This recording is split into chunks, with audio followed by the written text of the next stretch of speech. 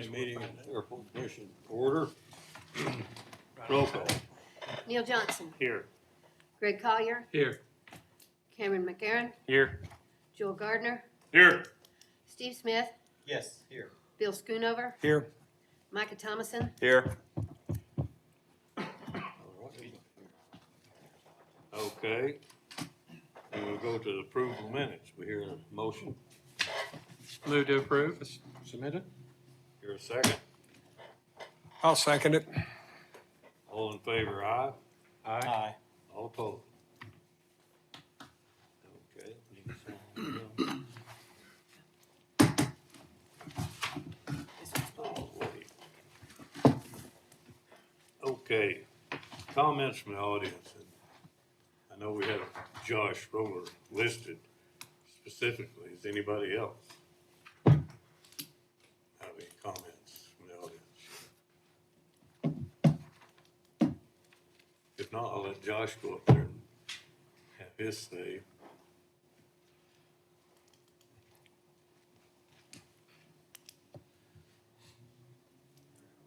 Run notes this time. So I'm going through the process of building a hangar by the new complex, the new complex the city's putting together. I think it's been submitted to the stream committee already.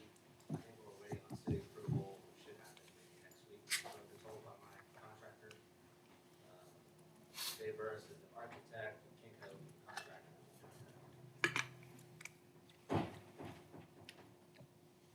Is that better? Thank you. That's better. Dave Burris is the architect and Kenko is doing the construction. So when going through this, I've kind of identified what I want to do is build a hangar big enough to do nightly rentals. People that come in and want to, in addition to my plane, but need a place to store their hangar. I was out there about a month ago, 5 weeks ago.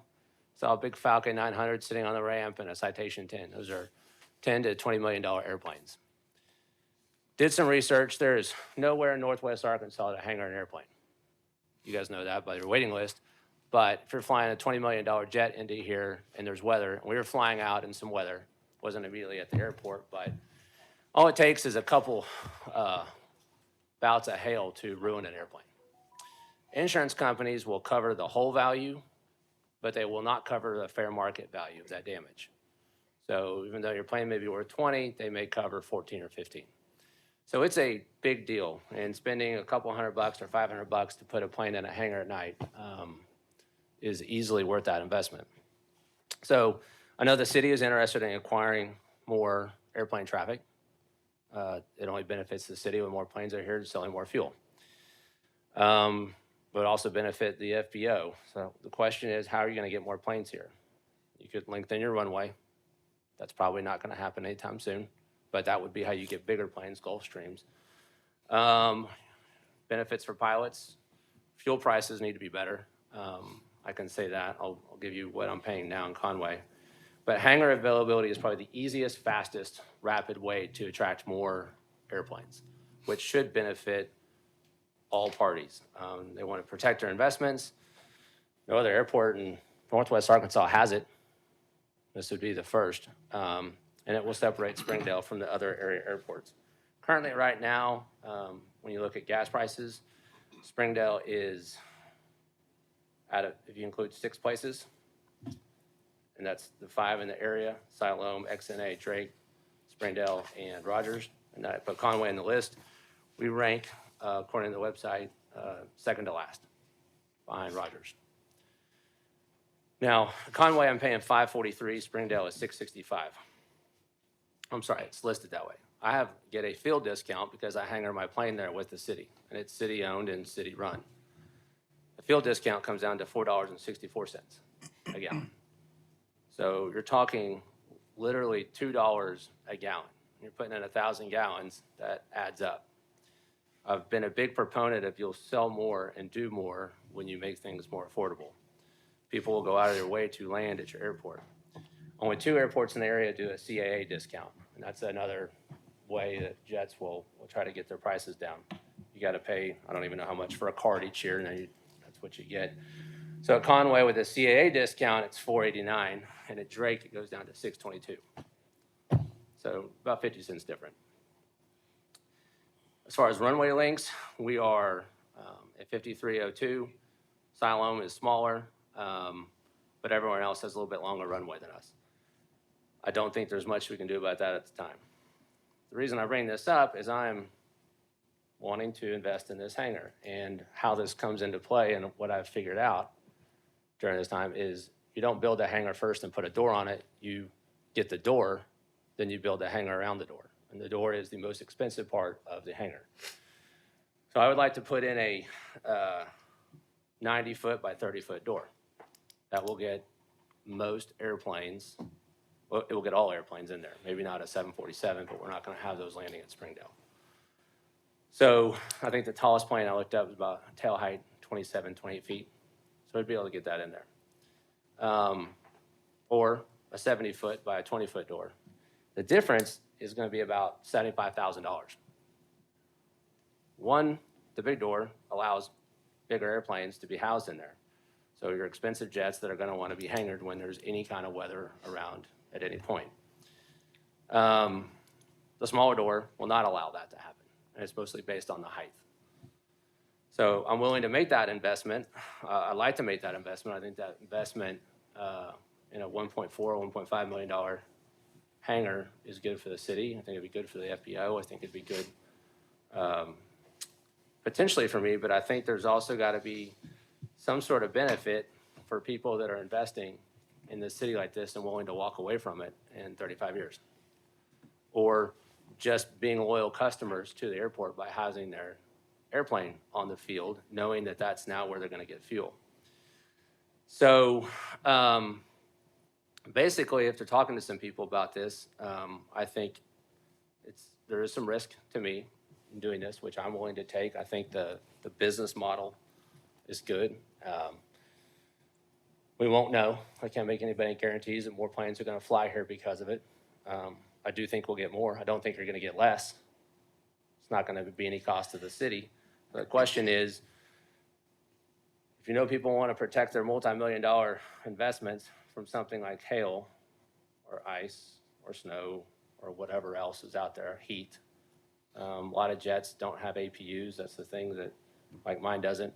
So if it's 105 degrees outside and it can sit in a hangar and be cool, I've also figured this out. I think it was July. I was in Abilene, Texas. What it's like to sit on an airplane that's been on the runway for 8 hours. Took my daughter down to a basketball camp down there, and that was a microwave. But sitting in the hangar, and it wouldn't have been. So there are people who I think will do this.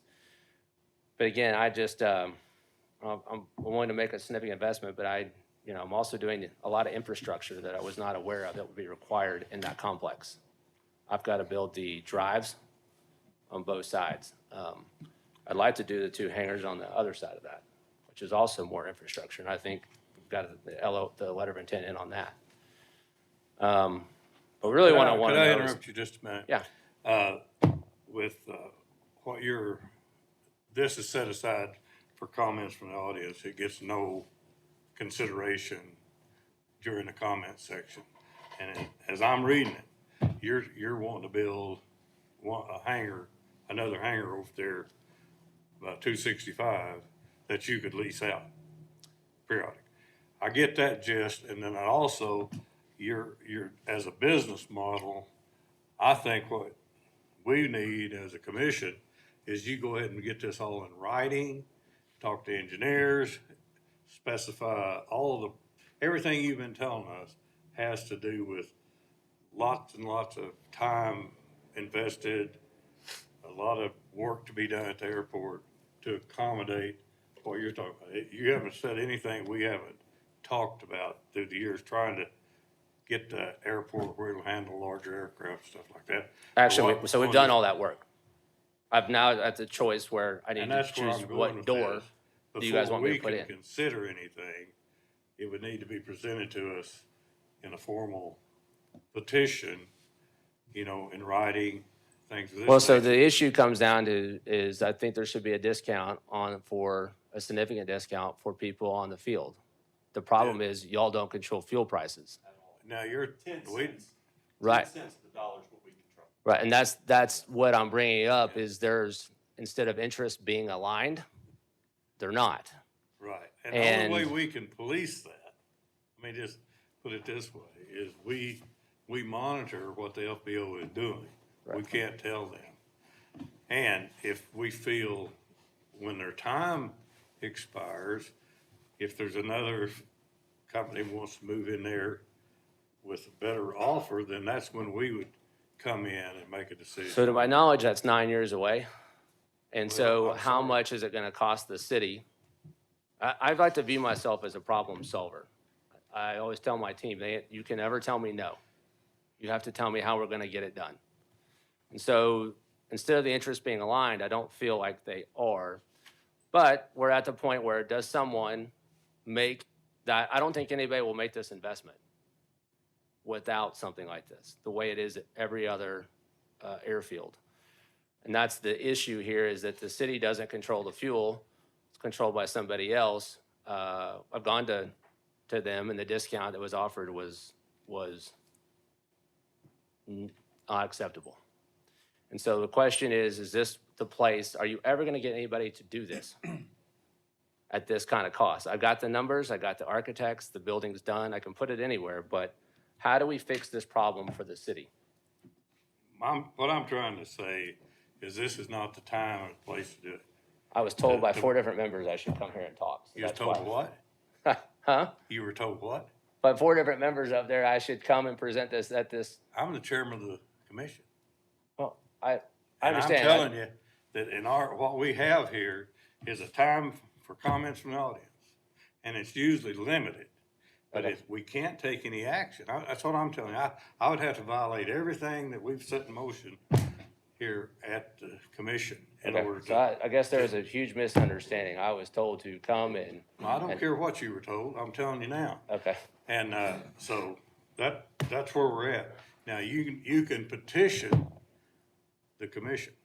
Put a proposal together in writing and send it in, and we will review, we'll look at it next week and discuss it. You can get an agenda item. That's all it is just the, Yeah, and then it would Bureaucracy, be basically. on the agenda as that, but you're under comments from the audience. And we can't really, okay. I had no control Uh, over where I went, so. I'd like to interrupt this for a second, please.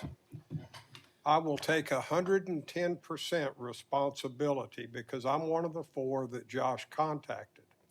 And I made a request that he be entered as an agenda, on the agenda, as an agenda item during the meeting, not comments from the audience. So I want to clarify that. well, I'm just going with what's on the agenda. Sure, Neil, I understand that, but I have it in writing that I requested that Josh Roller be placed on the agenda, and it came out as a comments from the audience. I can't control that. Sure. I feel like I made a good faith effort. No doubt. All right, When I did move I'm surgeries done. around to try to be here for this, so it's a little frustrating to know that there was a clerical error that put me under comments and yet nothing can be. I mean, I guess it's just delay everything because I can't proceed without knowing something. We appreciate your comments. How does one get on the agenda? Well, you can petition to get on the agenda for next month.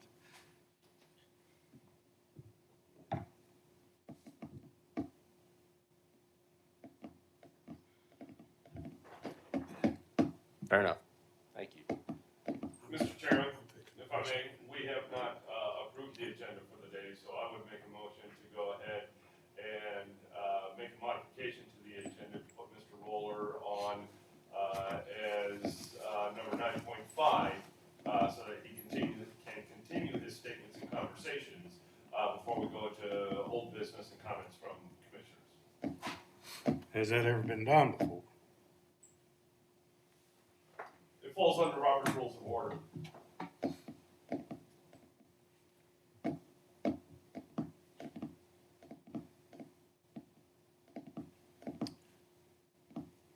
I'm not even gonna ask for a vote on it. I'm gonna stick with the rules that we've used for 30 years here or more. And why we should change it for one person in this case, I don't know why.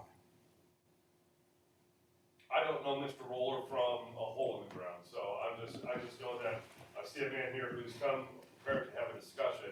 We put him in under, comments from the audience. I see the email where he was asked to be put on as an agenda item. There's a communication error, so I think we should correct the communication error by making an adjustment to the agenda, putting him under 9.5. So that's my motion. We got a motion on the floor. And I'll second it. We got a second. I'll ask for a roll call. Johnson, No. Collier, Yes. McCarron, Yes. Gardner, Yes? Smith, No. Schoonover, Yes. Thomason, Yes. I mean, 5 yes, 2 no. okay, so you're putting him on 9.5? Yes, sir.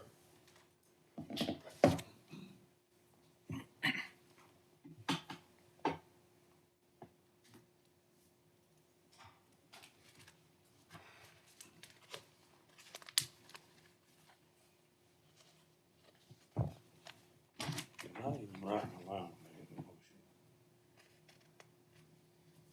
What?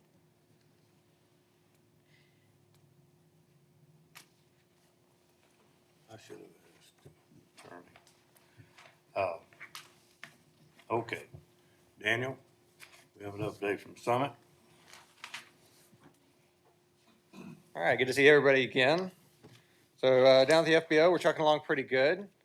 As you can see from the numbers there, we have had a slight decrease from August, about 13% on jet, 10% on avgas.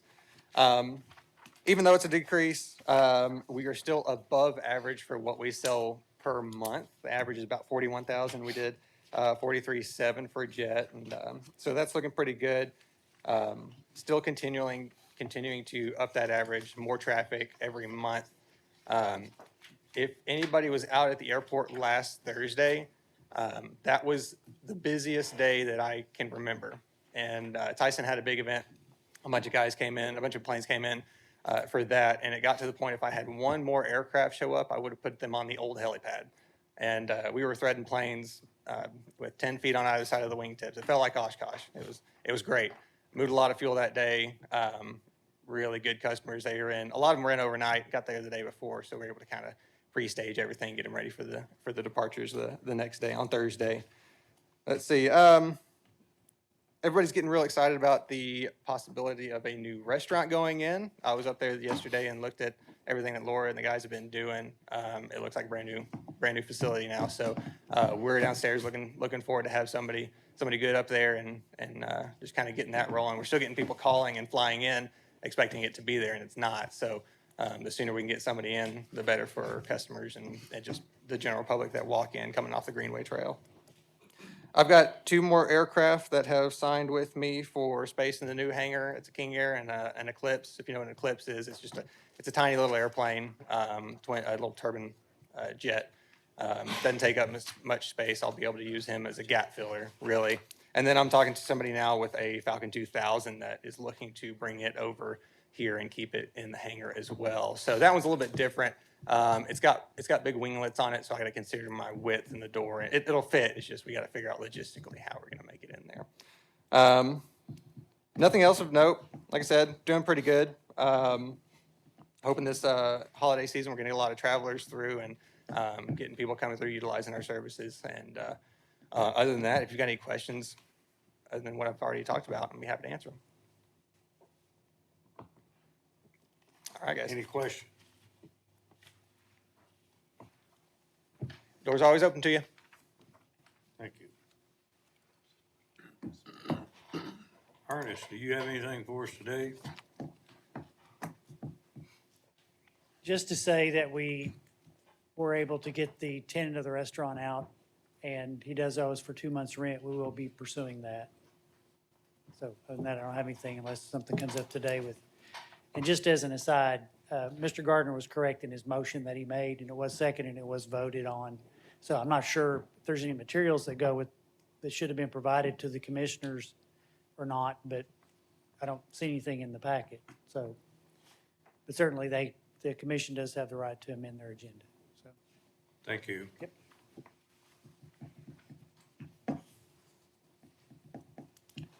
Okay. Operations report.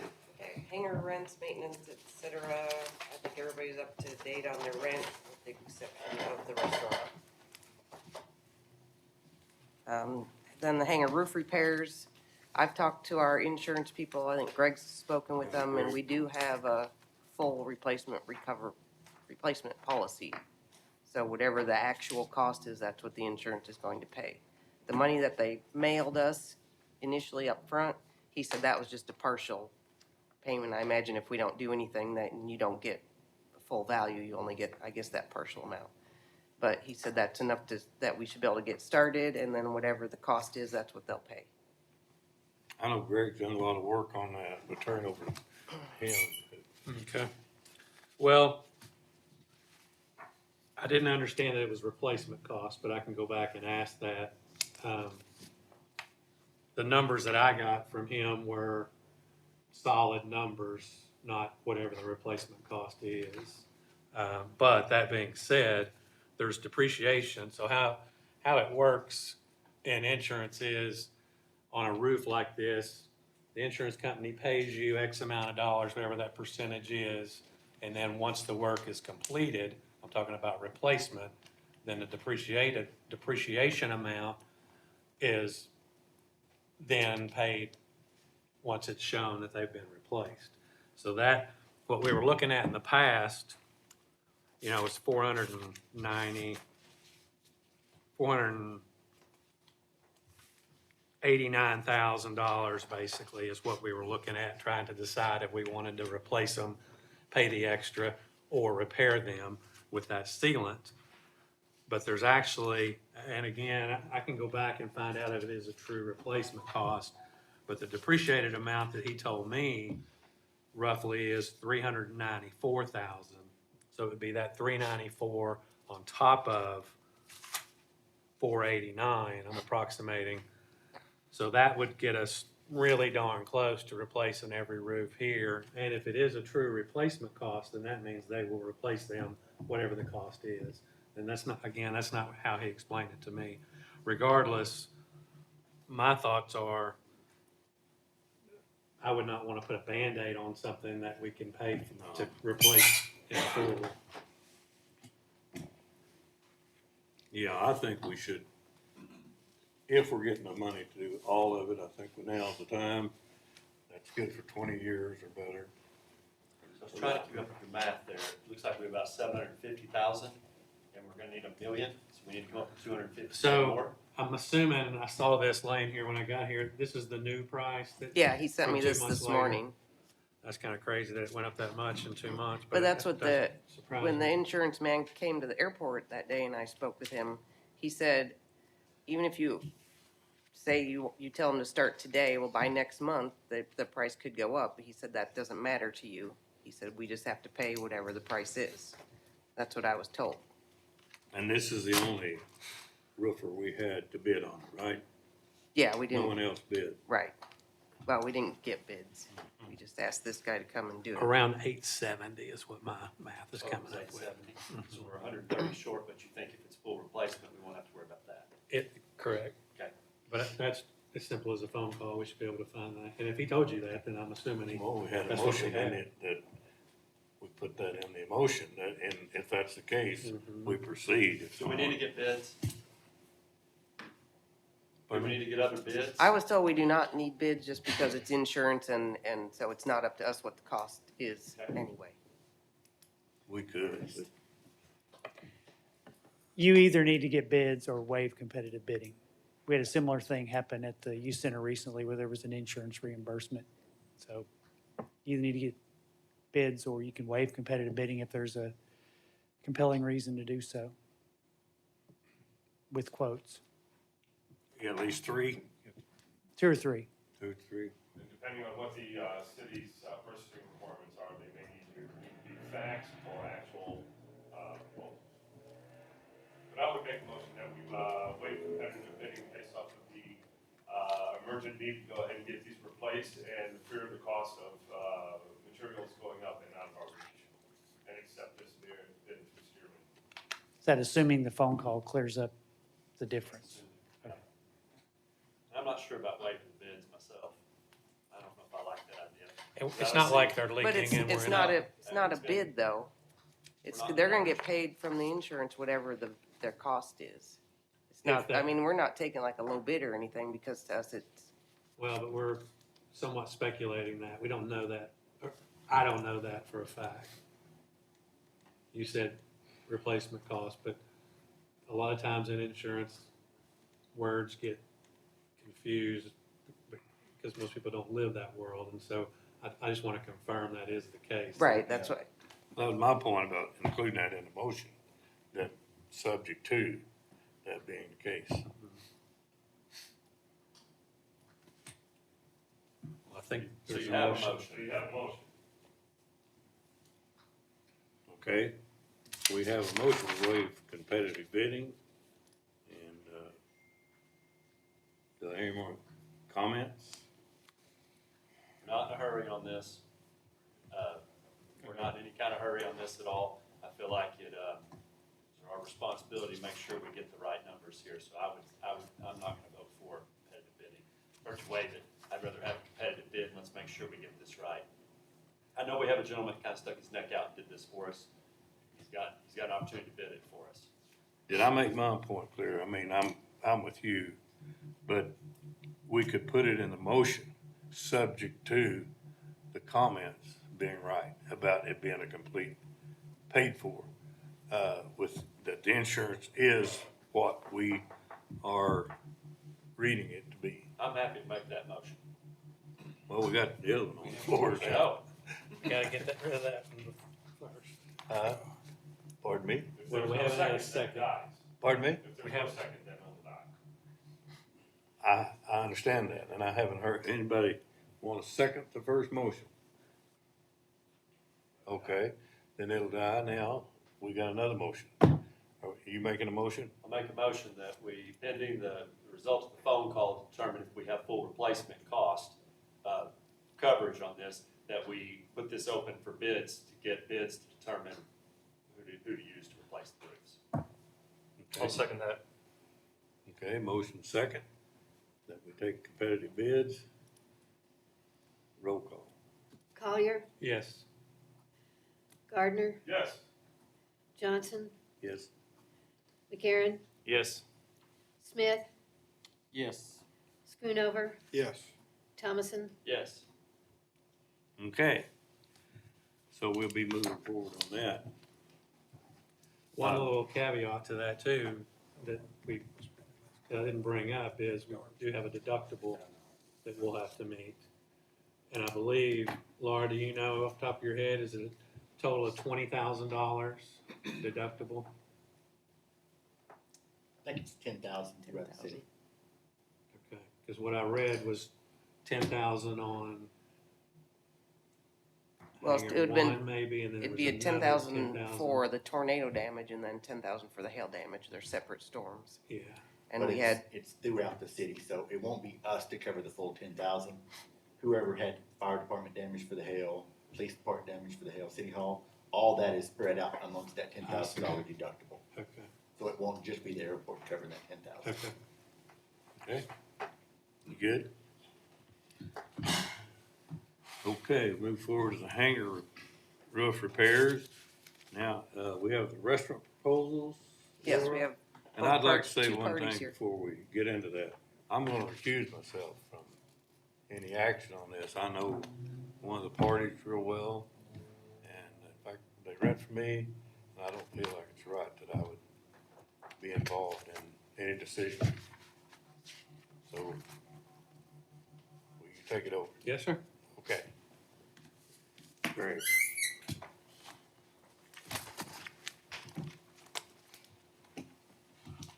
So it looks like we have a packet in our folder here with the two Uncle Gary's. Do we have a representative of Uncle Gary's here? Yes, sir. And Cowboy Diner, that's you guys. All right. Well, why don't we, since you guys are closest to the podium, would you like to get up and tell us a little bit about what you're proposing for us? We're proposing to have the restaurant open hopefully as soon as possible. We would do the hours of operation from 7 a.m. to 3 p.m. with a 2-hour window for us to break down, clean up, and get ready for dinner service. Then we'd open from 5 to 9. It would be Southern, Tex-Mex, infusion. I'm from the South. I came from Nashville. He came from Texas. So we'll have a good menu that has multiple pages, as you can see. And we've had many years. We've spent 3 years feeding Northwest Arkansas with our food truck. That shows the community that we have stability to be able to run such. You know, we've worked hard. We did many different gigs and different spots. So this would be an opportunity for us to have a brick and mortar. We have everything to suit everybody, from vegan to ribs to, we'll even be bringing in steaks. We have breakfast, which we're going to try and serve all day long and give more options other than just the fast food.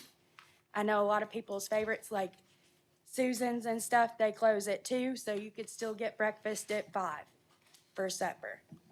We also have the lunch and dinner options, and we would regularly go through our menu and update it. That's how we treat our food truck. Every 3 months, we reevaluate. We, you know, if it's not selling, it's not working, we'll modify our menu. That's one of the good things. We've worked very hard, and we went through several menus to get the current menu that sits on our food truck, which will be a bonus for y'all, because if we see that stuff isn't selling or isn't working, we'll modify, and we take good subjective opinions from other people to be able to make our menu better and stay progressive in the food industry. When it comes to smoking, being from Texas, still do the wood. I have my own personal smoker there. Just bought it, the price on it. But 13-hour smoke risk, you know, all wood, cherry wood. I've learned to mix cherry wood, pecan wood. That's what's local. Mesquite's hard to get. But once with the restaurant, I'm able to get that here. Mesquite wood to me is the best way to go when it comes to brisket smoking. I'm not much of a sauce guy, so I think taste the meat first, bring sauce extra. You know, that's just me growing up. A lot of my food's like that. Herb coming from Tennessee, you know, it's gonna bring a lot of Texas mixture, Southern. It's gonna be different. We've eaten at a lot of restaurants around here. We don't judge nobody. We just learn from it, and we want to make it better. Like that picture you see on that menu, that's what you want on your plate. You know, you don't want that picture, and then when you get served, it's like, hey, where's the burger that was on there? You know, that's our attitude towards the food. And customer service hurts a lot around here. I've seen that. Customer service is number one. That brings your people back. Food, flavor, and customer service. And we want to bring that back to, you know, Springdale's growing. We want to grow with it. We have a food truck still, but a restaurant to us is something big. And I think with people, once they taste our food, they're in. You know, you don't go fishing with dead worm, you know? I mean, that's just how it is. And we want to bring something to Springdale that's never been here. And we've had Patrick's.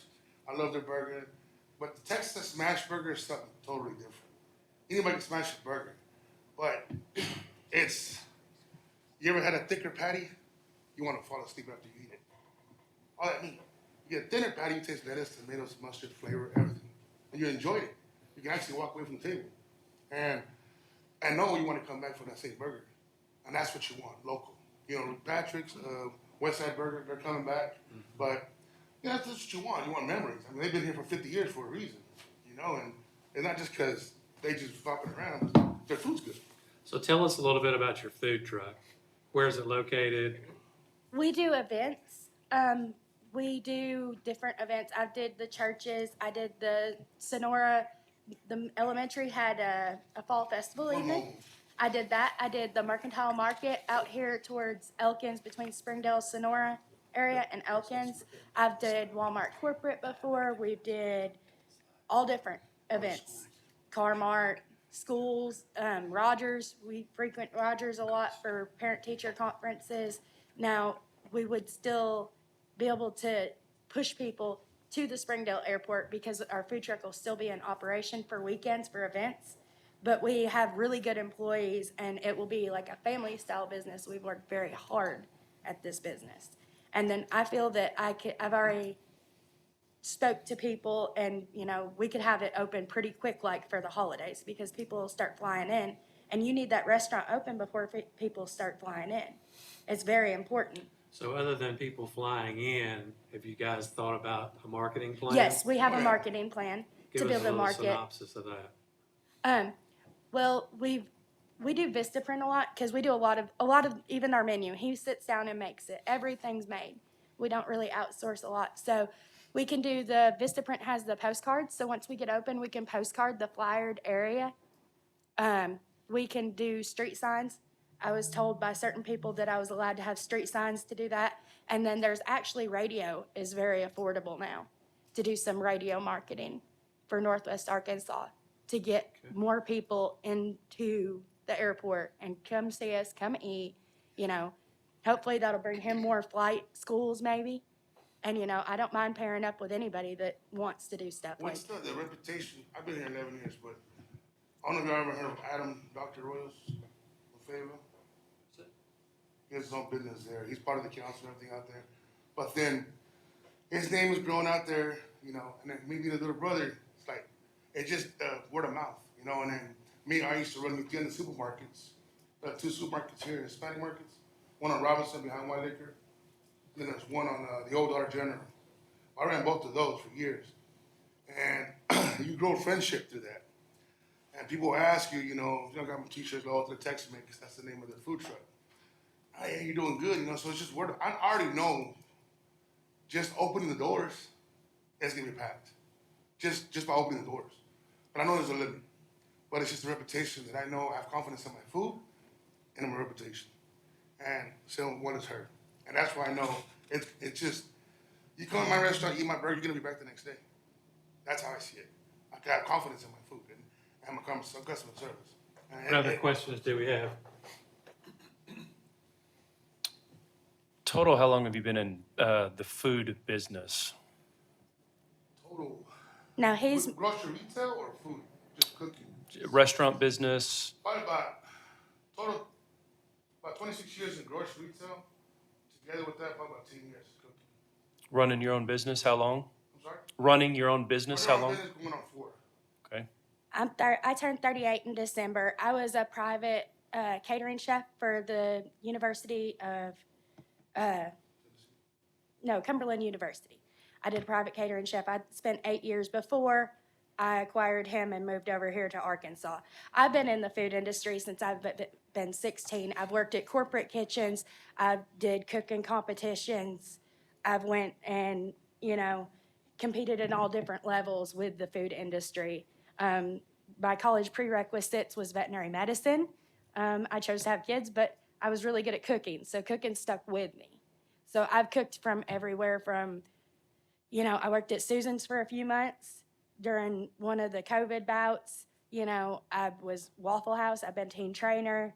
Like, I know all aspects of the food industry. And the good thing is you wouldn't have to worry about rent not being paid because I'm going to call you out, Mr. Johnson. Mr. Johnson will make sure to teach you to pay stuff on time. That man is like a great-grandfather type role model. He teaches you. And, you know, we do everything with cash and we pay, and you don't have to worry about us not taking care of the bills, which will be good for y'all. Y'all won't have to chase after us. Do you plan on keeping your food truck open if you were to? Well, right now that's the reason I did this, because we got a meeting today. And we went ahead and got a contract. I use the company name here if you want to hear a bit. It's in Benton Rogers, so they'll be lost there Monday through Friday. But it's going to be from 11 to 1. So she can go run that. Of course, whenever I hire, we'll do the breakfast. She'll be back by 1. We close at 3, so she'll help me with the lunch. So that's already set planned. And we have employees to come with us, so How many total employees do you have? Just Like- curious. 5. that we plan on Will one of the having. two of you be on site? I'm sorry, Da- sir? Will one of the two owners be Always. on site daily? Always. That's the important thing. I want the feeling whenever you come out, I'm gonna come out, you know, we be there to be able to go out and be like, hey, how you doing? You know, how was lunch today? You know, that customer service that keeps on bringing people back in. And, you know, anytime the airport wants to host a function and you'll let us know, we'll work with you. We can do everything from boxed lunches down to fancy plated festivals. I did the Phoenix Ball many years. That's 180 8-course plated meals. It's not fun, but I did it.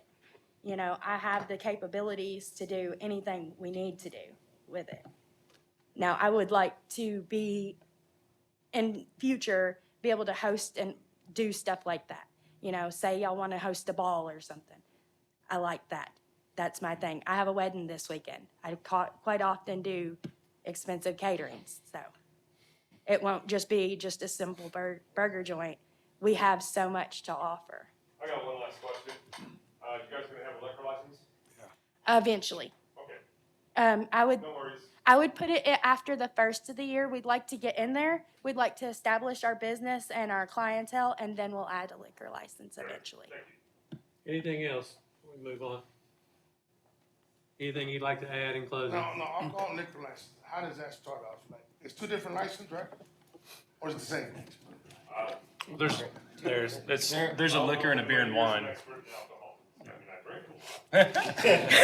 drink. Let's got that alcohol with one license and the liquor I with think you another. can get you'd beer and wine And and then liquor. alcohol separate. Or And that's liquor something that separate. we have to come back to here, right? No, No. you Oh, have no, to, oh, that's separate, okay, you have to apply to the state.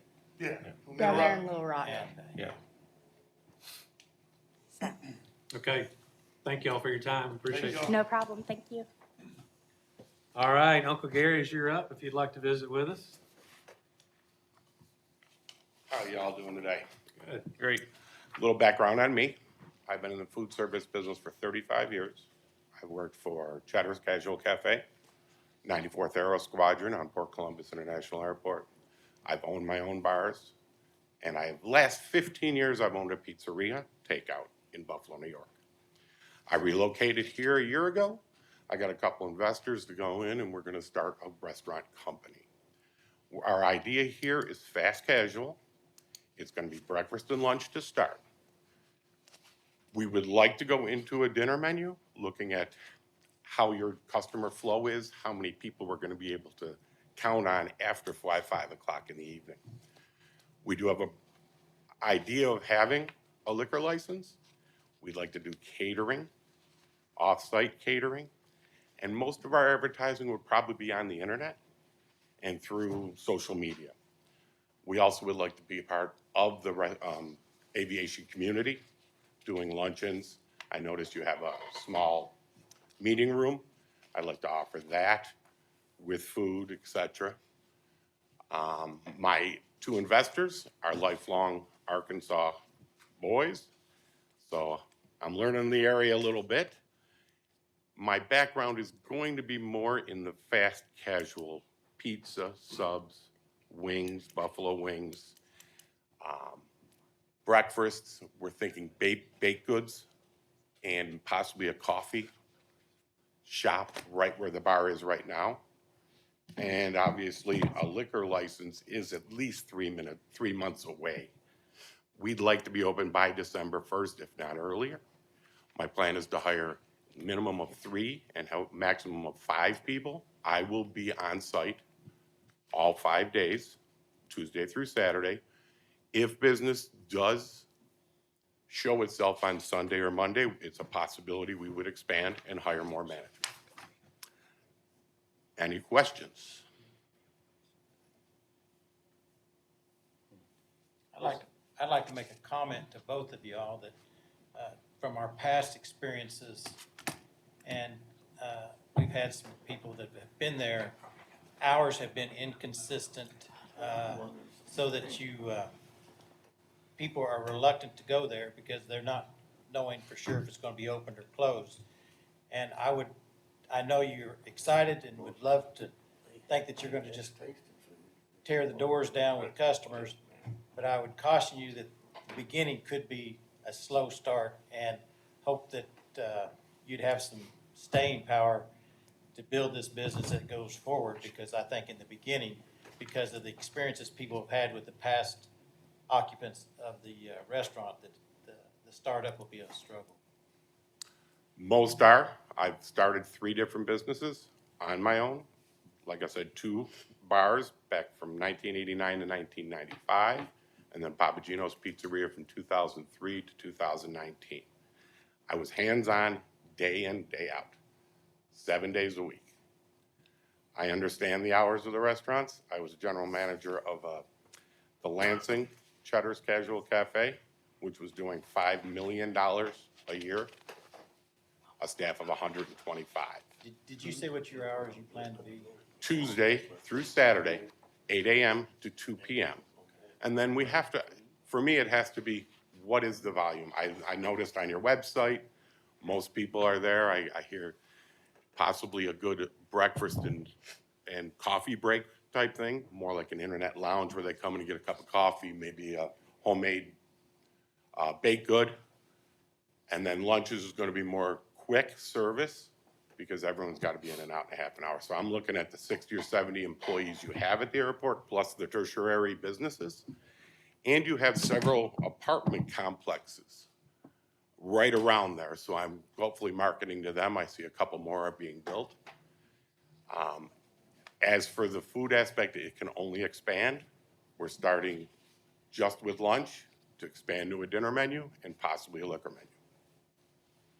Do you have any ideas on maybe offerings that are before 8 o'clock in the morning? If we have quite a bit of traffic, it starts around that 7 a.m., just people that are flying in for the day and are going somewhere else. That's something we would immediately expand to if that's where the business is.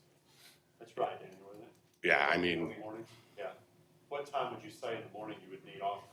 Like, We get people rolling through as early as 6:30 is when we're gonna start getting traffic in. okay. Yeah, that'll be something I'd have to Just watch. as you go. And just, yeah, because I'm obviously, if we are open at 8, I'm there at 6:30. So if it's something where we can do a quick service breakfast with baked goods, coffee, et cetera, and turn them over, because I know that's 30 minutes is all you got for lunch and that. Catering would probably be a big item too. On-site drop-off catering. You're having a meeting here, you need 10 box lunches or a full buffet line, can be done, no problem. Questions, anybody else? This is one of the investors, Rex French. Yeah, hi, my name's Rex French. I work for McClarty Daniel. I've ran 3 or 4 stores over the last 7 to 8 years. As far as being here with the community, our social media following is huge. Mine, just by itself, and we're huge members of the, where we've flown out of your airport 15, 20 times. So we're gonna be here. We're gonna be here to stay. Everything that we touch, we do it with a lot of passion, and it's not something that we just plan to sit by the wayside. The reason why we asked Mr. Gary here to be a part of it is because he has that experience, he has the knowledge, he's built it, he's ran it, and he's done it, and he's done it very well. I've eaten at their food truck, and it's amazing. So I can't knock anything there. They absolutely do smash it. They kill it. But all I can speak on is the passion that we have, the money that we have, the backing that we have, the following that we have. And so that's what we're here to do, is to put in a very good restaurant that you can be proud of. And that'll be there for a while. So, thank you. I got a question. Beyond the aviation community, what are your thoughts about a marketing plan? I know you said internet. Touch on what your plans would be beyond the aviation community. Sure, yes, sir. People downtown coming for lunch. How are you going to approach that? Sure, yes, sir. So that's the idea, is we don't just want the aviation. If we just have the aviation, then it's probably going to fail, because there's not going to be enough people coming in and out, even with the catering. So the idea is we'd like to bring the community in as well. I've ran marketing for 4 different stores now, from Louisiana to Little Rock to Dallas to Joplin, Missouri. So that's kind of where I fall in. Radio's great. It's cheap, it's inexpensive, and it's really simple. A 30-second ad can get a lot done. very quickly, as well as flyers and things like that too. I think the biggest thing is the grassroots, being on the ground, making sure that there's different signs and things out there that'll get that knocked out, but also making sure that there's something that makes it to everybody's door, whether it's a flyer or some sort of discount card or some sort of coupon, something that has to go to everybody's door that's in that area, as well as making sure that we meet with these businesses that are in the area, bringing them samples, bringing them different types of foods that they can try and encourage them to come and eat lunch there. What else? I do. Not reflective on either applicant, but I'd like to see the product. Is there some way we could, What I'm thinking is, I don't really, based off of 5 minutes of listening to each of you, I don't really know that we're prepared to make a decision on who we want to move in there, but maybe we could get a smaller committee from the commission. And I'd be happy to serve on that as well, whoever, I don't care. Meet with you, both of you individually, try some of your product, and then come back to the commission and give us your thoughts. How's that sound? If you can give me an hour, I can bring 3 plates for you. I wish you'd have told me that 2 hours ago before I had lunch. Yeah, me too. That'd be nice. I'd What are appreciate y'all's that. thoughts on that? Anybody have a problem with that? You want to move forward with this Chairman, issue a today? subcommittee. Sir? I say that have the chairman issue a subcommittee and let the subcommittee bring back a recommendation. Any volunteers? Cameras in? Sure, I'll be in. Just, Mike? Yeah. Steve, you good? Yeah, I'm fine. There's 3. Yeah. We'll leave it to you guys, and then what do we want to do? Wait till next month? well, between now and next month, you could have it at the airport, Mhm. have it up there in the conference room, or even in a restaurant, if it's empty, just where you'd have a table to set, they could bring it in there and set it down, You do separate days or all of them the same day? and have it the same day. But And I don't know if I can eat that. Oh, okay.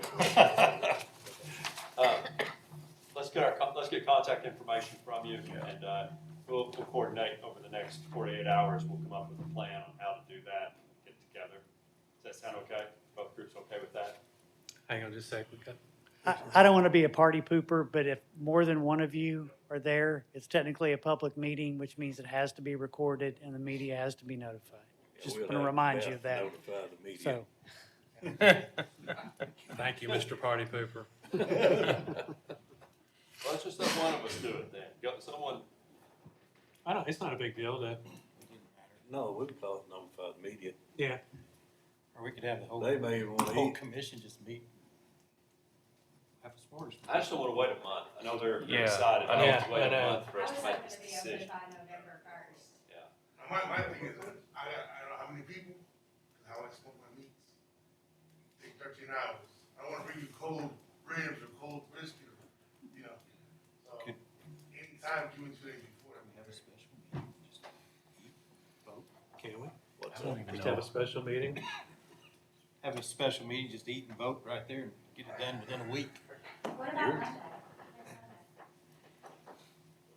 We got the attorney again. you can have a special meeting, you just have to give the media 2 hours notice. 2 hours. 2 hours. 2 hours notice. And we have to invite the attorney if there's food. I'm sorry? We have to, yes. How do we arrange this? I don't know. Yeah. I eat at the airport at the cafe. So, great. Let's do this. Let's call a special meeting, The airport, Meet at we'd the- like to do it. airport restaurant. And, we know that, Thursdays is not a bad day of any week. Next Thursday. Just meet at, 11 o'clock? At the airport restaurant? Or noon? What works better for you? Well, they have an operating kitchen. I do not right now. So I would have to use your equipment. And your equipment will dictate what my menu can be. If I have certain pieces of equipment, I can do different things. I do not have a smoker, I will not be smoking meats there, because you do not have it. So it would have to be something that I'd have to bring in food and use the equipment that's there. That's basically how my menu is designed, is with the equipment you already have. I have to add a few pieces, but nothing drastic. A slicer, a toaster, possibly a pizza oven. We don't want to make it too complicated on anybody. Oh, this is the problem with the menu. It's never been done before, so the kitchen doesn't know what it can support. But I can definitely give it my all, bring in 8 to 10 different items. We were planning on using some out-of-the-area items. We were planning to bring in some products from up north. That's gonna be an issue to get down here through suppliers. So it could be done 1 week. Because again, everyone wants to get this place open as soon as possible. Yep. And people will be flying in. And Thanksgiving needs Sure. to have a restaurant. Next Thursday would be my suggestion. I know I'll have a conflict next Thursday, so, I will not be here yeah. Carry on. Are we conflicting with not any holidays or anything, is there? Work. Yep. I'll be out of town. So, Make it I- happen. You guys make the decision.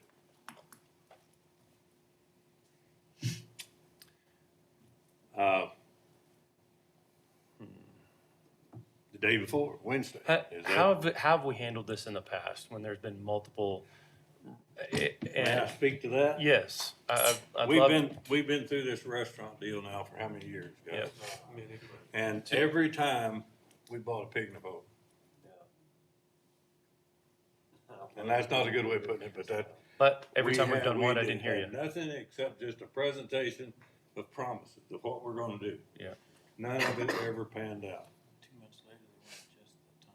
We don't know what their food tastes like. We don't know what their service is. And that's why I suggested, that we sample the product.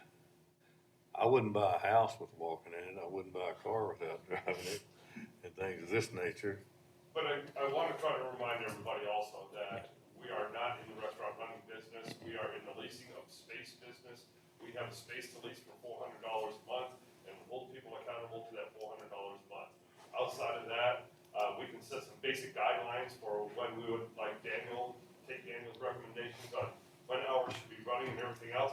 Other than that, I don't think we have anything other than who's going to have the better financial backing and be able to promise us our $400 a month. We're not trying to tell them what to cook Well, or how to cook it, and that's all I'm saying, but at least we would know what the ability was. Well, and I also think, as a reflection on the airport, that we need to have input on that restaurant and not just say Right. whoever can jump in there. I get asked all the time, is the restaurant not open? Do you ever get a restaurant at the airport? And I have to say, no, I can't recommend it. And, that's bad. But, I think anything that we can do that make a recommendation from us better, we should do it at this point. Is there an alternative day to Thursday? That seemed to be the stumbling block. I mean, Could we not meet here in a couple hours? It's not gonna take long. no, that's not fair to all parties concerned Yeah, to yeah. do a 2-hour No. short notice. No, that's not gonna happen. No. We need at least a week, 2 weeks notice. How does Saturday come in? 2 weeks from now. Well, okay, we are talking about the whole commission meeting, and we started out with 3 committee. So we probably just need to set the date, and everybody can be there, show up, and go from there. If you can make it, you make it. If you don't, you don't. Pardon me? I said, if you can make it, make it. And if you don't, you don't. I think it'd be helpful to them, though, if they Yeah, know to about know. how many people Right. to expect. I know there'll be at least 3, 4 show up. We're not gonna be making any decision that day anyway. It's just, information gathering. How soon could we make a decision, though? I mean, to wait a month seems to me like it'd be. I'm probably more concerned about more of the direction of like a pro forma, and if we understand what this is gonna cost and how long we're gonna have to run before profitable, that kind of thing. Are we able to put numbers together? I know we're not going necessarily, neither of these sound like you're going to the bank to get a loan, but like a pro forma type of thought is more my concern, is that we're running. Because I think that was part of the problem, is that people in the past, they started off with a bang, and then the customers didn't come to the door, and they started making quick cutbacks, and before long, their product was significantly different. You know, Right. Something like that. If you want to retail business, that's what helped me out when I went to cooking, the restaurant business, in chicken sales. You can live by chicken sales if you average, okay, if you say, back in the food truck, all right, people tell me, can you feed 1,000 people within 2 hours? Yeah, I've done it. Well, our square card has helped us a lot. It tells you average sales from this week, from last week. Sure. So we keep those numbers every week. So now I'm down to like, let's say in a day, I need breakfast, lunch, dinner. In a day, if I do 60, we're good in a day. 60 customers, even 40 is a lot on our average ticket sales. And we've conquered it. And we've done it in schools, we've done it, and we told teachers, you want to drop prices, give special prices. We've done that, but we still stay to an average ticket sale. So that's what I mean, obviously, we'd love to see what food you produce, but if you think that direction too, I don't think it's really incredibly formal. Something just says, we know what we're doing with business Yes, here. exactly. We gotta- I mean, we did just part-time, 78,46 so far this year. $78,460. Part-time. That's not full-time, that's not a brick and mortar, that's moving Just around. get those because we don't numbers have a- together, and that'll be beneficial Just for kinda us. I just think it's good to look at that as well. So, I have no doubt you're going to have great meals, great food there. So I think that's a part of it though. So just think about how you want to present that. Like your marketing plan, like what are you really budgeting for that? And that type of stuff. What equipment do you not have that you're going to be purchasing? Like, make sure it all makes sense from a business standpoint. Have either one of you looked at the facilities and stuff? Okay. Yeah, but there was still a lot of stuff in the building. I haven't seen it emptied out, so I don't know what the past owner owned and he took out when I was there. Obviously, the slicer, which is a $700 item.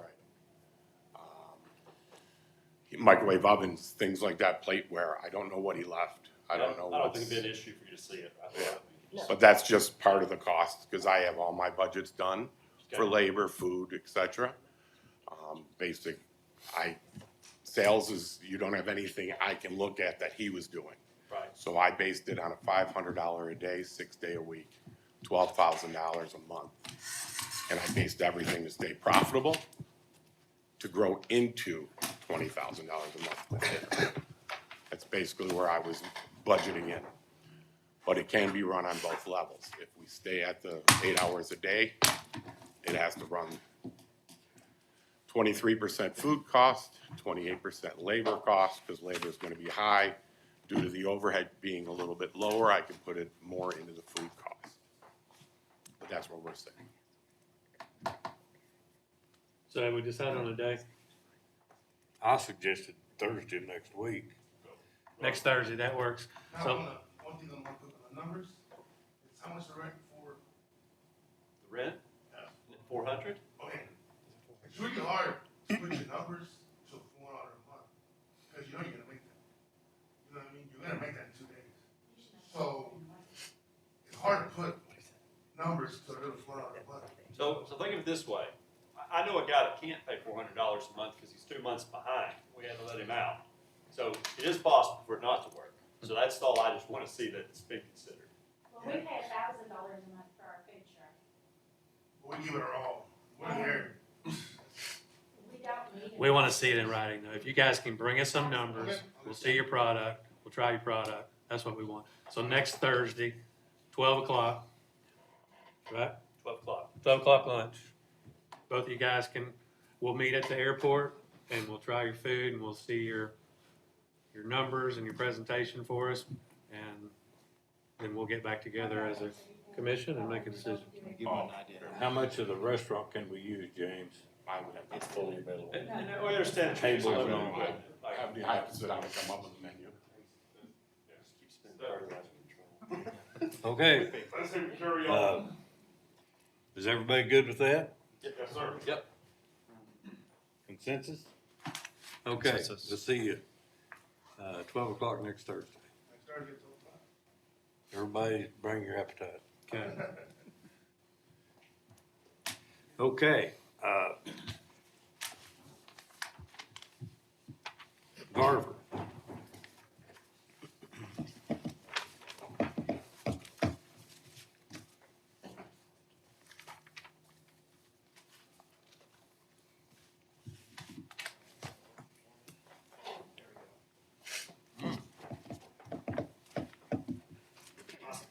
All right, I'll just give a quick update on the three active projects that we have. And I'll also introduce, we've got Wade Ireland down here. I brought him. He's also with Garver. He'll be helping me along with some of these projects as they're going through construction and design. So make sure to say hi to him before you leave. So like I said, we've got our three active projects here. On the far right, we've got the Taxiway B extension project. That's your FAA-funded project. We've got the hangar project, the East Hangar project here. And then we've also have the Powell Hangar Rehabilitation Project there at the top of the screen. So the first project update I'll give is going to be on the Taxiway B extension project. Well, like I said, this is your FAA-funded project. We're a little over halfway through construction on this one. As you can see in some of these pictures right here, here's a picture of some of the taxiway edge lights, or at least edge light cans installed along. This is the existing portion of Taxiway B here. We're leaving the lights off for now so that people don't run over them during construction. So the lights will get added last minute. Here's a picture of an existing drainage box or an inlet here. You can kind of see the pipe going into the box there. And so those will be running on both sides of the taxiway as we finish. This red dirt that you can see on both sides is just going to be where our final grading is and where our taxiway is going to end up cutting through the site. And then this picture right here is from the north looking south. So you can kind of see this is the existing taxiway as it's going there south. So that drainage box that we saw in the last picture was in a hole right over here. And so that's kind of the progress on where we're at right now. We're doing a lot of earthwork, moving a lot of dirt around to help enable some of the future phases. A big thing that we've got going on, I've kind of got a schedule here in the top right corner. Today we're going to relocate the threshold. So we've got the 1/8 end of the runway located about 300 feet south.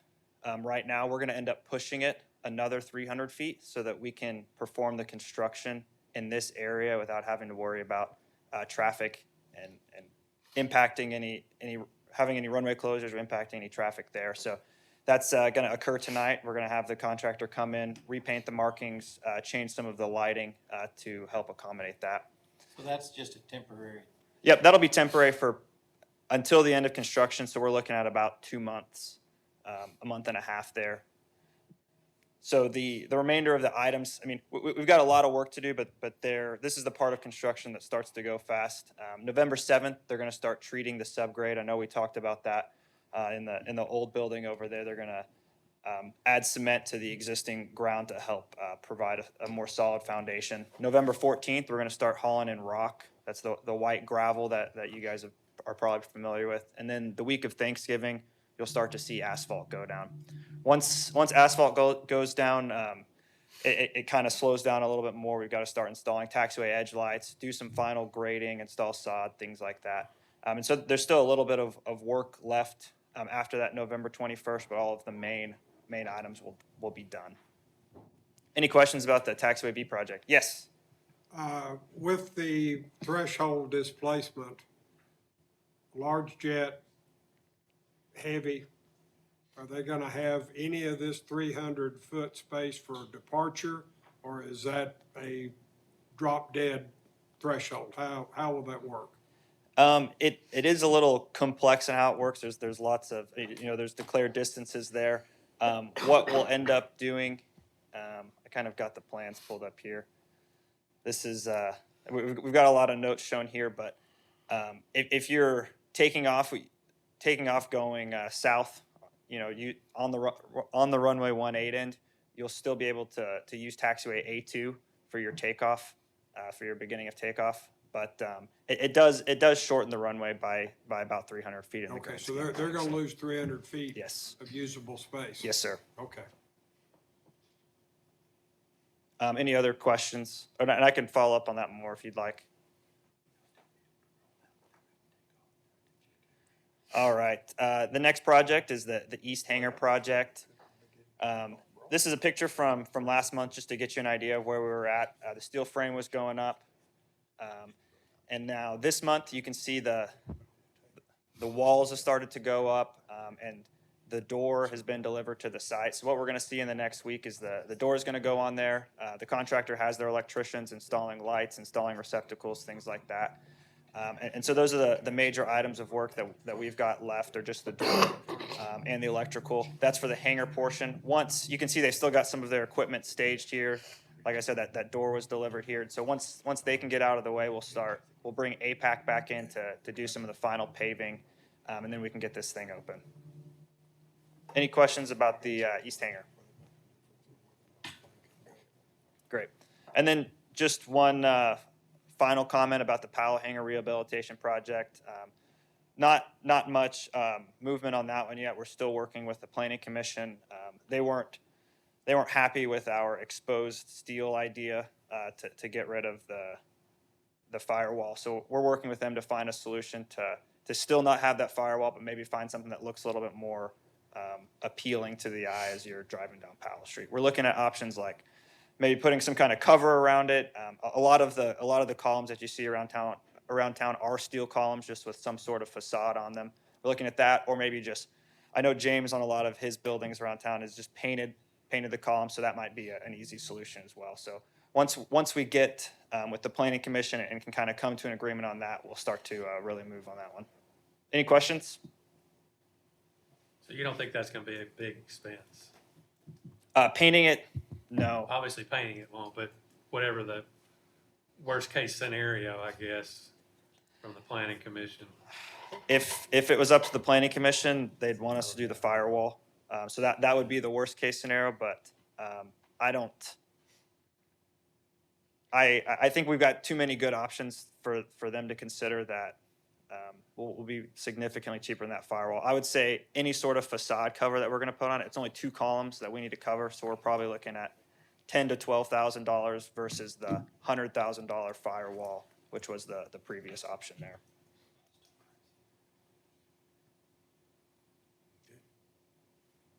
Any other questions about the Powell project? Sorry.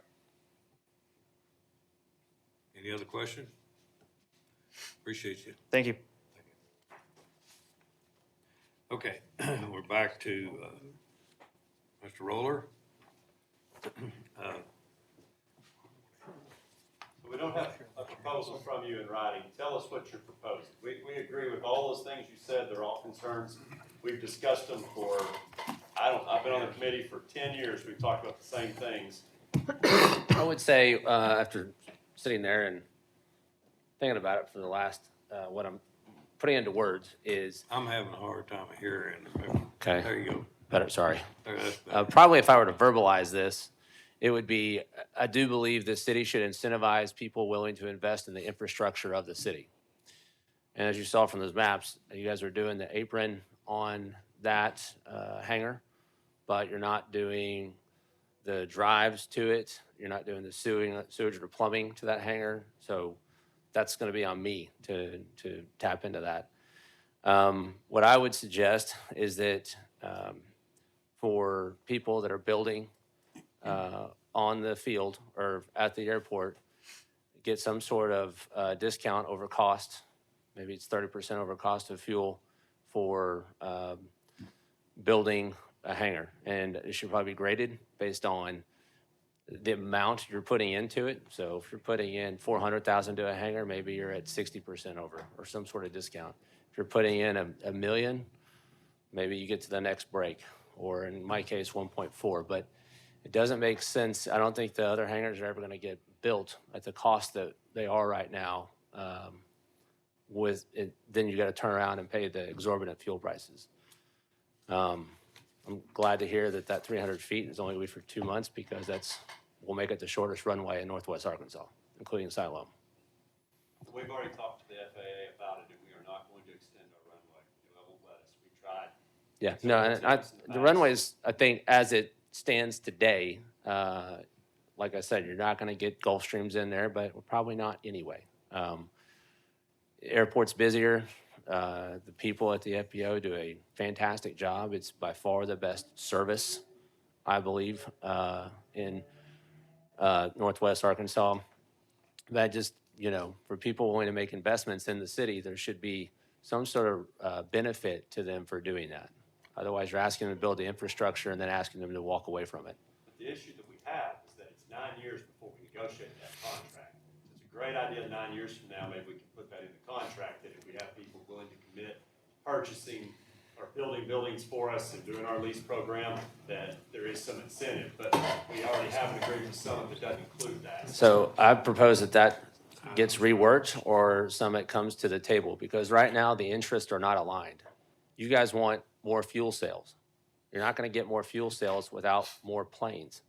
You're not going to get more planes without doing something that differentiates this airport from the other 4, 5 in Northwest Arkansas. And so as it comes, like I said, gone to what's it been, like 3 or 4 months now, I've been pestering James about different questions by email.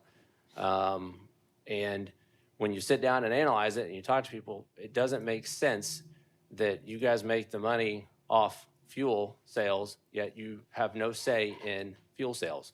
You can't do anything to increase them or make it better. And I think that is our interests should be aligned, the 3 parties here between the FBO, the city, and myself. I just don't see what the issue is. I mean, I would think we'd be high-fiving and celebrating touchdowns at this point, because you got somebody that's willing to put up the money to build it. There'll be more planes that hopefully will come in, so the FBO benefits, the city benefits. Well, I understand there's a hurdle there, and that's and there's got to be a way. So, like, looking at the numbers, you understand that what we sold fuel last month, we made $5,000 as the city. If we double fuel sales, we're going to make $5,000 additional dollars. We don't make enough on the fuel to have much, like it doesn't, I mean, I'm not saying we don't want to sell fuel, we do, and it's an income source for us. But like, it would take a lot of differences in fuel sales for us to make anything different price-wise. There's no question, if you have a business model. Right. And you have a business model, and I'm faintly familiar with what your business model is, and like, you don't want to be the cheapest, you want to be the quality guy, and that's what it shows. In the way that you present yourself in the product and the patients I share with you, the way they talk about you, they love your office, right? It's not the get it quick, cheap place. And I think Summit's model is similar to that, but we don't dictate the model. If they decided they wanted to be the economy gas and go off brand label, I don't think we even have an agreement that it has to be labeled gas with them. They can do whatever they want with it, and we're kind of stuck with that. We have worked really hard. I wish you were here when we fought so hard to shorten the length of those contracts, because they wanted contracts that were 25 years with 10-year extensions, and like, it was like, whoa, times change. And this is one of those things, you're absolutely right, times are changing, and we would love to make changes. I just don't know, can't extend the runway. We are doing everything we can, I promise you, from a grant standpoint, to build as many hangars as quick as we can, because we see a big need. We had someone come 2 months ago just to speak in that public comment to tell us how much we need hangars. I promise we understand. I just don't know how, you're asking for something we can't do. Well, and I think agree. you I identified the love that. runway's stuck. So how do you do it? And I'm suggesting there is a way.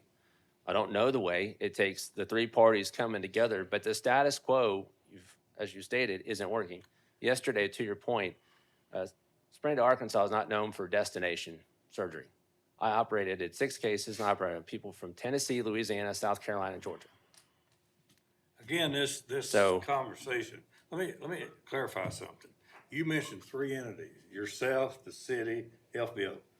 That's not where the power's at. The power's with the FAA and the Federal Aviation, and in the state.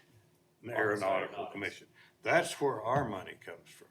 And we have to have projects that's eligible for that. Now, one thing that's wrong with your assessment of it, if we proposed what you're suggesting for an individual, which that's basically who this would help. What you propose today helps you. I would propose anybody from building, I'm so not through just me. yet.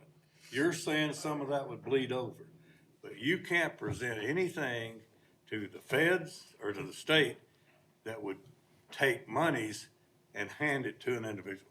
You just can't do that. Sure, Now, that's not what I'm we're- suggesting, but- though. Well, but we're every penny that we can get allocated to us, we go after.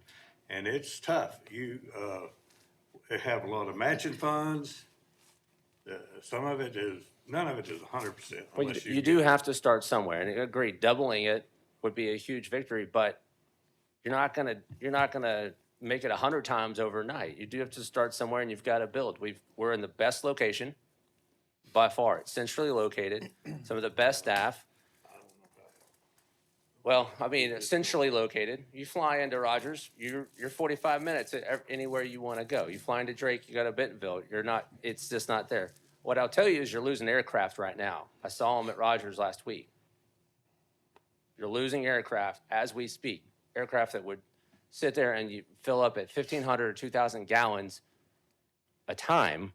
And I know you're not in control of fuel prices, but there's got to be some sort of negotiation. And I'm not asking it for me. I'm asking for anybody investing in building over $1 million hangar on the field. We have no control over what they charge for the fuel.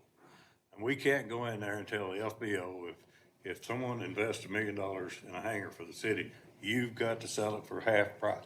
We can't, no way we can do anything like that. I think you're identifying the problem. There's only one way we can do that, and that is the city run the FBO. And that was a city, but it's not. It's a private company that we lease the FBO to, and then their business model has to comply with what we're looking for in an FBO. Now, they have to update that every so often, and then they must come to us if they have any major changes. But we cannot dictate to them for you what to charge your Well, fuel. it's not for me. I just want to keep reiterating, you keep saying that, but it's not for me. It's for the hangar complex that you would like 3 other people to put up 100 by 100 hangars with an area that's got horrible dirt, needs 4 feet of fill, steel prices up. I just don't know how, what makes somebody want to do that. And I understand you can't control Summit, and this really isn't about Summit. I think a bit better business model for Summit would be offering those kind of deals because it is $2 cheaper in Conway. That being said, I'm not asking this for me. I'm asking to incentivize investors in the city. More planes coming in, although it may not be a lot for the airport, it's definitely good for the city. There's no argument that can be made that says any of this is a bad idea to increase volumes. You're wanting to do a restaurant and know how they're going to be able to stay afloat. And I understand the issues of that restaurant after 15 years of being here. And It's definitely a front door to our city. You know, we want to improve it. We're just trapped, we have a contract, and the contract was negotiated, and so how do we get Summit to the table? I guess that's my biggest question. And I know you're just the spokesperson. I know you're not in charge. Go ahead, yeah, please. So, Dr. Rowland and I have spoken, and I completely understand his desires for fuel pricing. I will say we are not Conway. Conway lies just geographically where it is. They're a lot closer to fuel terminals and get their fuel. That's why it's $2 cheaper right there, or roughly $2 cheaper. Whatever. So I understand that everybody wants cheaper fuel. I wish I didn't have to put gas in my car, but I do. And, you know, I'm going to go to the cheapest gas station I can. It's just, that's my right as a car owner. Summit, I feel like we've got a very good business model. We've been growing. My employees work very hard. They are the backbone of the company. I just pull it all together and present it to the owners. and the owners have their expectations. And in speaking with the owners, and I have addressed this specific situation to try and see what their opinions are and what their thoughts and what direction they want to go with it. And everything falls back to, we're going to stick with what our standard discount options are. They are there and they do make a difference. Everybody at the airport base sees those discounts, as long as they're paid up. And it does make a difference at the end of the year. I can't take $2 off of my gas because then I'm 50 cents in the red per gallon. You know, that doesn't make any sense. I might be fifth on a totem pole for the average gas price this month, but what's going to happen a month from now when I'm number 2? Just because maybe I didn't need to order fuel, price drops next week and then I get it then. I just had to get 2 loads of fuel yesterday because we were just running so low and we've been moving in the last few weeks. That's going to start slowing down, possibly. It might speed up. I might have to get 3 loads next week. It's just it's such a tumultuous environment. And then I have to consider so many aspects. You all have employees and they are all expecting raises and cost of living adjustments. It's costing me more for fuel. Last year I paid 12% more for insurance with no claims. They just raised it because that's what had to happen. And so I've got to factor those in and I've got to estimate my years going ahead. You know, what's it going to look like 5-6 years? And then I'm going to add 10% onto that just because I don't trust it.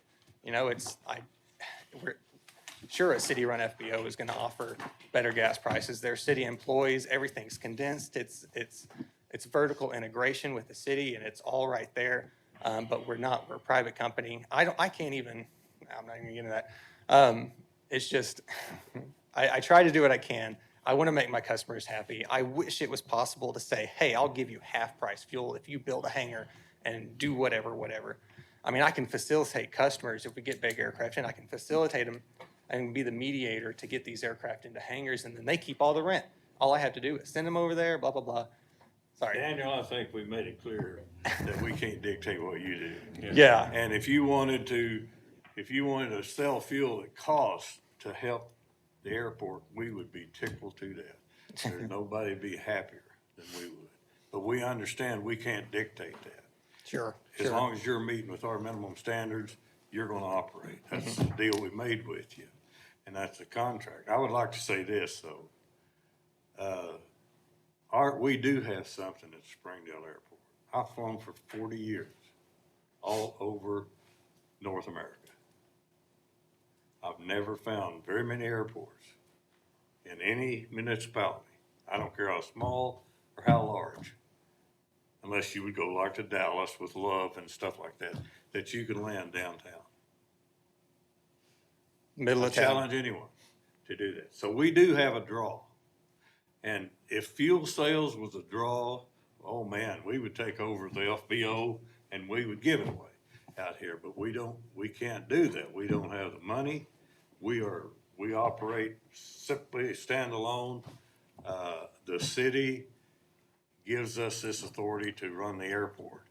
And we try to run it as best we can with as little bit of input or monies from the city, from the taxpayer, because it's paid through fuel sales, through tickets that you buy at traveling on airlines and everything like that. We get access to that pool and we apply for those grants based on a 20-year program that we have submitted to FAA what we're supposed to do. And it takes years to get to a finished product. So I agree, prices are going up. It's even more, makes it more important to have more planes, not less. And so no one is asking for half-price fuel. No one's asking to be sold under cost. So I suggested 30% over for the people making the investments. Only reason I'm asking is because I got a decision if I'm going to spend another $100,000 on a door that will fit a bigger plane. Sounds like everyone's just throwing their hands up saying this can't be Sir, done. I take offense to that. We're not throwing our hands up on anything. We're telling you that we have rules that we have to play by. And to make an exception, that big of an exception, to reinvent the Springdale Airport for one individual, it's not gonna happen. But sir, I can tell you that take right offense now. to that. You can't It's sell not that to one the- individual. It's for all the places you want to build You can't hangars. sell that to city council. And I'm getting ready to adjourn this meeting. I've never done that before, but I think we've talked about it enough. Okay. And if anybody has any objections to that, they can object. But I'm just telling you, we're Certainly here, no we offense offer. meant about my comment, so. If I just may, because I listen, and I hear what you're saying, Mr. Ruler, about, when you say me, I hear us, meaning, the airport plane owners and facility owners, and I also hear us being me, a Springdale citizen, and I also hear us being us as the, commission. We, us, me, should probably actually have, every once in a while, a discussion, an open-air discussion about what can we do as a community to go ahead and make the airport a little bit better this month, or this year. Once a year, invite people that own planes there, invite people that are renting out, hangars, and invite the new restaurant people, and invite Daniel and his crew and us, and we get together and we just have a roundtable of, this is what we hope to see make things better. Yeah, fuel should go lower, or something else should be built, or an extension should be done here. I hear that. I don't hear offensive things. I just want to know, I don't hear offensive things. What I hear is ideas coming out that, yeah, we're not gonna be able to make these decisions today, and I understand you get ready to possibly piss away $100,000 that you didn't want to piss away this week, or make a good investment with $100,000 that you know you're going to make your money back on. I mean, there's two thought processes there, but my point being, I hear us, I don't hear anything offensive, and I think it's a great idea for us collectively to actually sit down at some point in time and say, what could we do to make the airport better? Because Daniel's got his things that he's doing, building facility owners have their things, and the commission has their things. And sometimes those things don't always align, but how can we make them align a little bit better?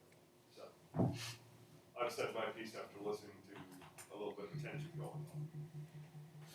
I'm not tense. I'm promise. not trying to create any tension. I'm just saying, we have rules we have to play by. And as you pointed out how much time it takes to make one little adjustment or get an answer back from the FAA. Ask the engineers. They're the ones that do most of the submissions. And we don't have the luxury to do what you've asked us to do. So to me, it's a waste of time right now to talk about it in this forum. There's other forums that we could probably come up with that would really be helpful. City council, go to the city council and tell them what you would like to do. And maybe they would instruct the airport, yeah, hey, you need to do this. You guys need to take note of this. But at this point, I don't see where we could be any. Well, we are the precursor to the city council. Pardon me? We are the precursor. I understand that, but if we saw that the willingness of the city was for us to change something in the middle of the stream, they help us a lot, we would help them. That's all I was getting at. But just like, it's just not I feel frustrated because we can't give you an answer other than say, that's not within our scope. Well, I would say that the extra planes coming in, you would charge them, the prices they're charging them. They would not be eligible for these discounts. Now, that's for the owners to decide, and I appreciate Daniel showing up and having a civil conversation about it. He's been great on the phone, and I understand that. I am been a longstanding member of this community. Nothing I said, it was just for me. It was for make Springdale great again, make the airport great again. It's an awesome place, and I'd like to use it. I'm just concerned about the $1.5 million price tag that's going along with it, and then knowing that I have no say or protection against fuel prices, and the city can't help me in that regard.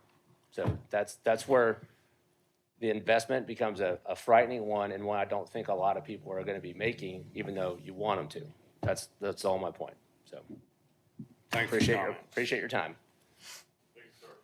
Any other discussion? Old business?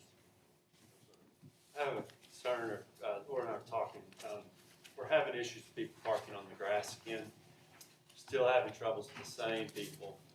Gary's Club is still parking on the grass, it's still causing problems. It's not such an issue because we're not mowing right now, but it's still, we've got there's still issues, we're calling people and finding out where they're at so they can come move their vehicles so that we can get out of a hangar and that kind of thing. So I feel like we probably need to pen some sort of letter and be real clear with the people that are violating that, make sure everyone's on the same page. I also think we need to give Laura a little direction on, are we towing vehicles, what are we gonna do exactly when we have somebody that can't get in their hangar that they lease from us because someone else has parked a vehicle illegally in front of that hangar door? Which hangars is the most egregious? Gary O'Neill's hangar. Where? It's hangar 2. Well, my question was, do we need to make a blanket, or do you can just spot the people's the problem? He's been the main problem at the current Can we time. not He has just- that club, and so there's anywhere from 4 to 6 maybe different vehicles and they all use that airplane. They are members of his But Neil, club. it's got to the Where is point, it? it's like, you Where need is to it move your at? vehicle, make kind of stuff. Yeah, on Like, hangar it's- 2? Hangar 2, number 2, on So- the south end. Way back there. Yeah, Well, that's he- the issue, is the he's been nearest told. parking that's designated for it is at the terminal. So it's a long ways to walk. Right. Unless you park inside your hangar. Right. And I think he has I don't know, he may have more vehicles than he has when the flight club's there. Yeah, There may that more can be a people than problem. Our empty hangar spots. So we do have some people that are now walking that distance from the terminal to it. But But what I just I'm- wanna give her some direction on what she should do. I feel like if we want her to tow vehicles, we need to tell her she needs to tow vehicles, not make her make that decision on her own. And, you know what I mean? We could just put a time limit, say if you leave that vehicle there over 30 minutes, we're gonna tow it, or call it to be towed. Well, or It's a something of no that nature. parking zone. We've Huh? told It's a people no parking if you're zone. physically here at your hangar, working on your plane or what Right. have you, then you can move your vehicle because you're there. He'll park his vehicles and then he flies. One time he went to Dallas. He was And in left it Dallas sitting when on I the ground. contacted him.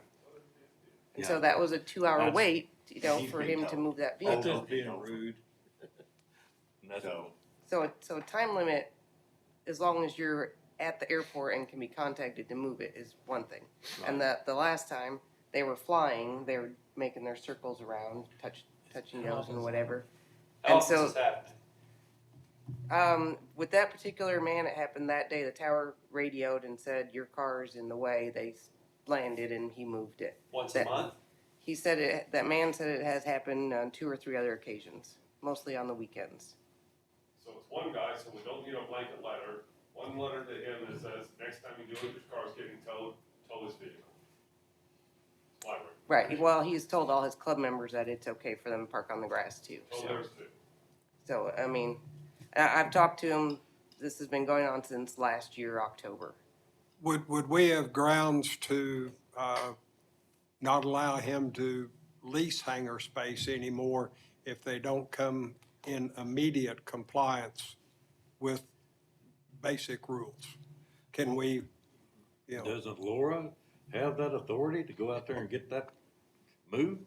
Isn't that her job? Does, I just thought we should give her the support of the Sure. commission. Yeah, That we've been we told agree, you we want you to use whatever's necessary. What would you like to have from us? Maybe. I think to start with, probably maybe a letter bat? to him. Do you want Because- us to pin the letter, or? I think. How about we get Ernest? Ernest, it would be, official, but Okay, we got it. I talked to him about 2 weeks ago, in person, in front of his hangar, when his car was there, and then his other friend's car was, they were both right there, and I said, if you can pull your plane out and put your car in, and he said, I'm not moving off this grass, I'm going to park on it, I don't care what you say. well, then I think we need to get Ernest Well, involved. That will That's carry, totally out of line. that will carry a lot more weight than. Yeah, I'd you know, say get with Ernest, you'll write the letter, and let's just get on with it. Anybody have any objections? And make it crystal clear, if they're not in compliance, then the car will be towed.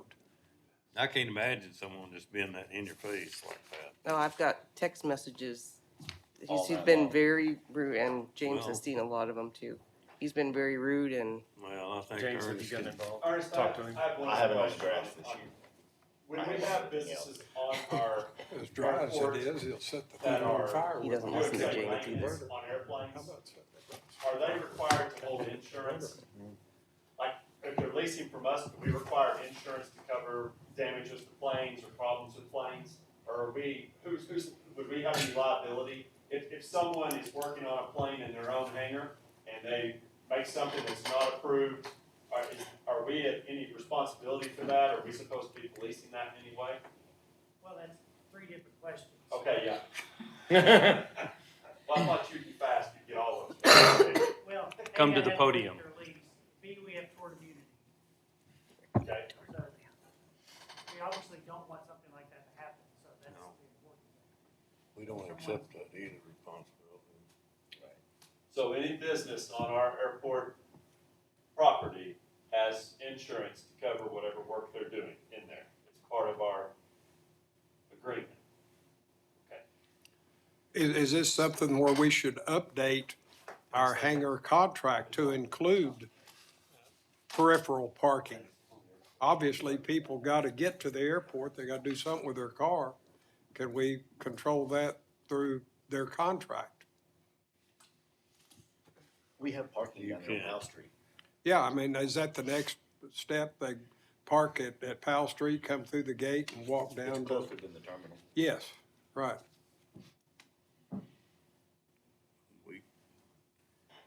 It's not an issue, but one person.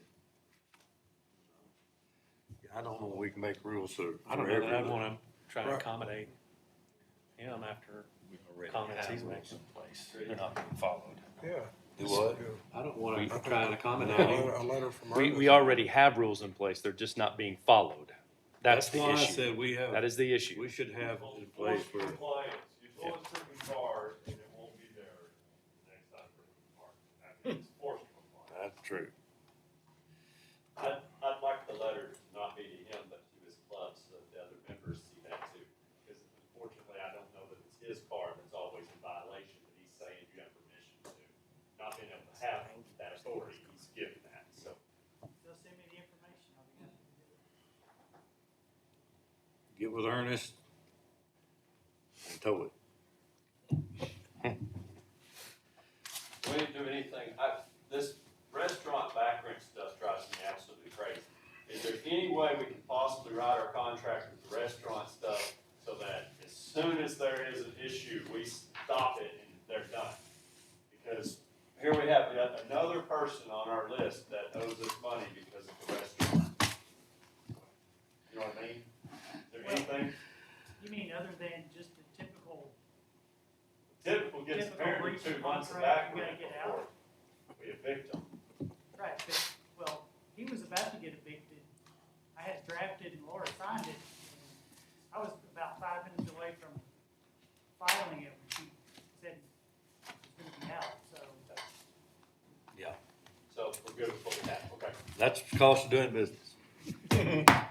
Unfortunately, We still go after the back rent. especially if you're in the rental business. Yeah. Okay. Any other old business? Comments from the commissioners? Adjourn.